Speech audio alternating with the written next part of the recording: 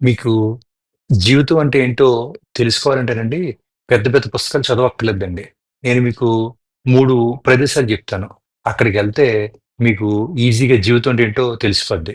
అవి ఏంటంటే hospital, jail, శ్మశానం. హాస్పిటల్‌లో మనం శ్వాస కోసం, హార్ట్ బీట్ కోసం, ఒక ఉదయం కోసం పోరాడుతున్న వారిని చూస్తాం. అప్పుడే ఆరోగ్యం ఎంత గొప్ప సంపదో అర్థమవుతుంది. మనం రోజు చేసే చిన్న చిన్న ఫిర్యాదులు, ఆందోళనలు, ఆశలు ఏది అక్కడ విలువగా కనిపించదు. ప్రాణం నిలబెట్టుకోవడం కోసం ప్రార్థిస్తున్న వారిని చూసినప్పుడు ఆరోగ్యం కంటే అమూల్యమైనది ఈ లోకంలో ఏదీ లేదని మనం గ్రహిస్తాం. రెండోది, మీరు జైలుకెళ్తే మీకు స్వేచ్ఛ అంటే ఏంటో తెలుస్తుందండి. మనం సాధారణంగా పట్టించుకొని ఆకాశం, గాలి, బయట నడిచే స్వేచ్ఛ, ఎక్కడికి కావాలంటే అక్కడికి వెళ్ళగలటం, ఇవన్నీ అసలైన విలాసాలు. స్వేచ్ఛ కేవలం బయట తిరగడమే మాత్రమే కాదు.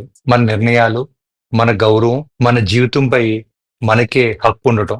స్వేచ్ఛ లేకుండా బతకడం జీవితం కాదు అన్న నిజం మీకు జైల్లోనే అర్థమవుతుంది. 3, మీరు శ్మశానానికెళ్తే నిశ్శబ్దమే మాట్లాడుతుంది. అక్కడికి వెళ్ళినప్పుడు మనిషి జీవితం ఎంత తాత్కాలికం, ఎంత సున్నితమైనది, ఎంత అంచనా వేయలేనిదో అర్థమవుతుంది. ఈరోజు మనం నడుస్తున్న నేల రేపు మన శరీరాన్ని తీసుకునే నేల అవుతుంది. మన గర్వం, కోపం, పదవి, డబ్బు అన్నీ చివరకు మట్టిలో కలిసిపోతాయి. మనిషి చేతిలో నిలిచి ఉండేది ఒక్కటే, మంచి పేరు, మంచి పనులు. ఈ 3 చోట్లిచ్చే పాఠాలు కలిపి చూస్తే మనకి మొత్తం జీవితం అంటే ఏంటో అర్థమైపోద్ది.